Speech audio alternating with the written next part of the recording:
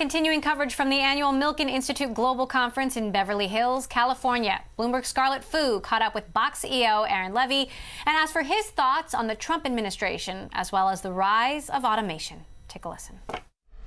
We have a lot of cause for concern and to be talking about the subject of technology-based automation and what happens to employment as we have new innovations like artificial intelligence, robotics, and other sort of advancements in technology. And I think we have to be concerned about it because we have to really start to think about what does the future look like in 10, 20, 50 years from now in a bunch of different industries, whether that's manufacturing or logistics and shipping or healthcare.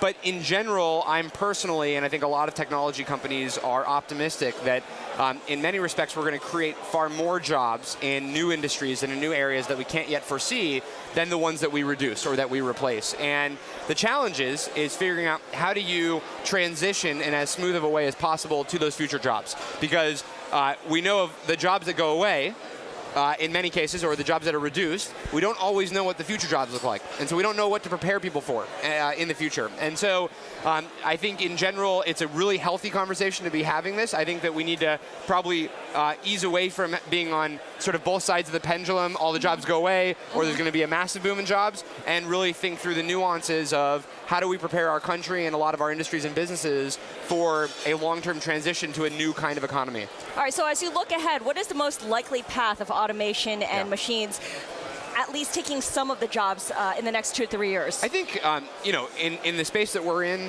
where we help businesses share and collaborate and work on their information in new ways, I think you're going to see a lot of automation and intelligence in our software that makes us as individuals more efficient. And we can then do more with our time within the workplace or outside the workplace. And we can make decisions more quickly. We can collaborate and connect ideas much more rapidly. And it'll ultimately have the impact of moving us into the future faster. It won't necessarily replace any specific job as much as really increase the speed and the scale of what we can do in our organizations.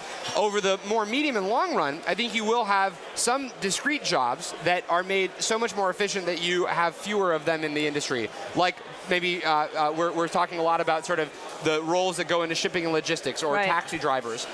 At the same time, though, as soon as you make one of those industries more efficient, what you tend to see is consumption increases of those services, which then creates new ancillary and adjacent markets that actually see an increase in jobs. Right. So the question is, if we can make things like shipping and logistics more efficient because it costs less and we can deliver the service for less, then maybe you bring even more manufacturing back into America because the delivery speeds of products and services actually now is so fast that we want to manufacture things as close to this, the buyer as possible, and that now creates a new set of jobs in the manufacturing industry. So I think we have to think about this across an entire system as opposed to the individual jobs that will be replaced or displaced. You've been very vocal in your opposition against Donald Trump and his policies before as well as after the election.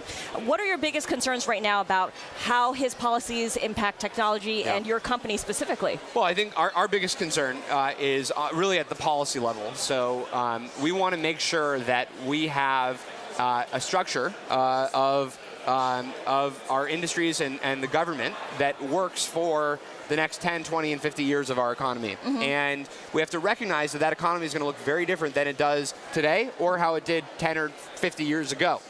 And that's going to mean a number of things. It's going to mean that different industries are going to have modern digital policy applied to their industry, like life sciences or automotive industries or aerospace. We need to think about what are the modern ways that we should regulate these industries to unlock as much innovation and growth as possible.